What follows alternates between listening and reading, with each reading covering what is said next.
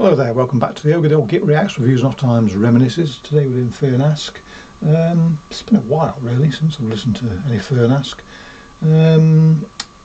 I've got a couple of the earliest releases of theirs, and when this one dropped recently, I listened, not particularly expecting a deal. I mean, I do enjoy the early stuff, but I think I've given them a proper listen since, and so I was pleasantly surprised with how compelling this album is. What do you mean, I hear you say? Well, let's have a listen and you'll see why. Come on.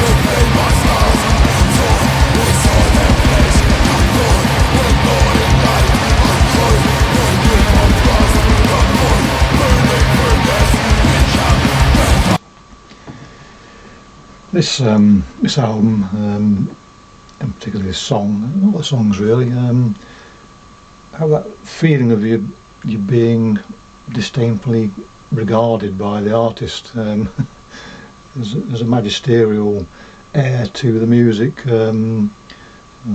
baleful stare of somebody up on high, glaring down at us mere mortals and scoffing at our scratchings of existence, and you do you do feel like you're listening to the music of classical gods, if you will, in a way. There's a certain arrogance and pompousness about it, in a good way. So that's the feeling I get anyway. It may be completely different, and glory be for that.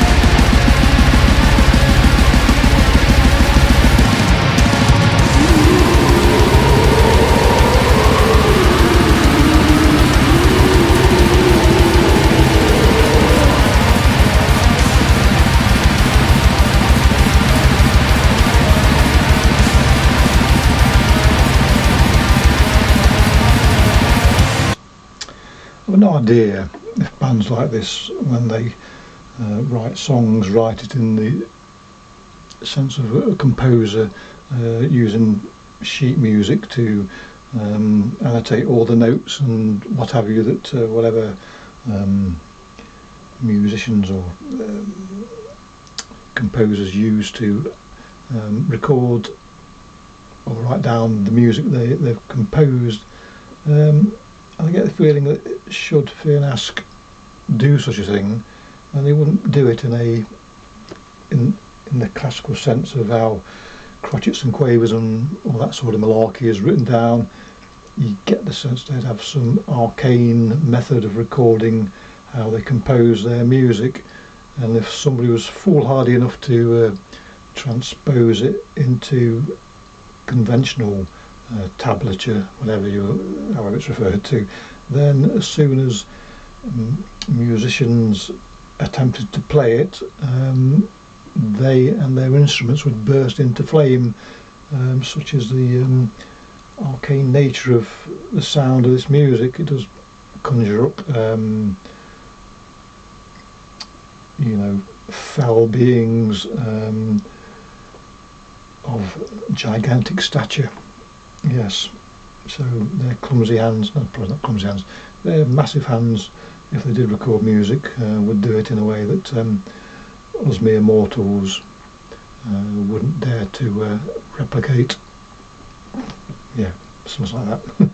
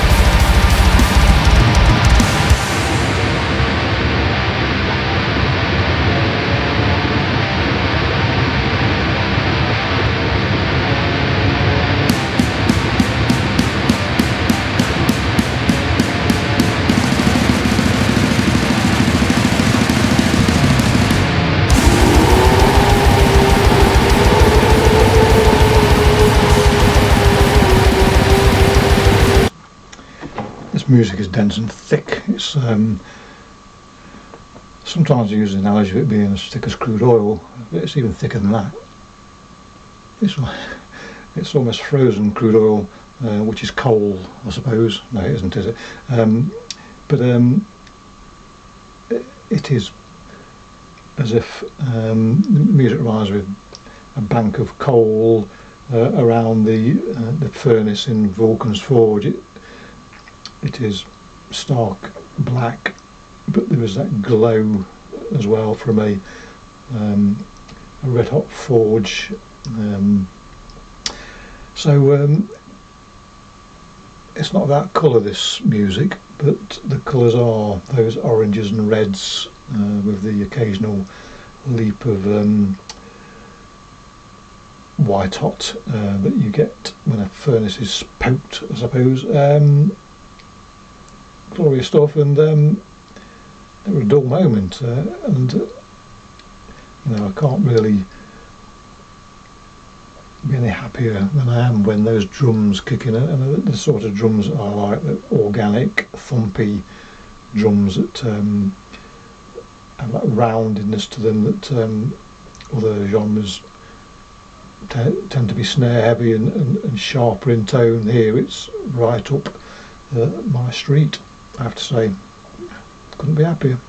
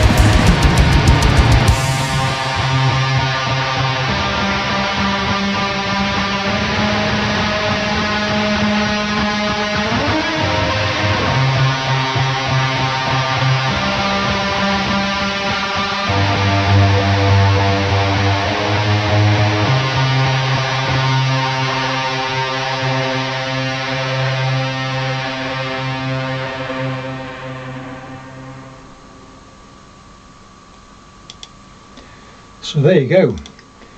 If you ever wondered what it felt like to be an ant in the middle of a medieval battle where knights in armour on chargers and swordsmen and axemen and whatever else were in an absolute melee, lopping body parts off here, there and everywhere, that is probably how it sounds, how it felt to an ant.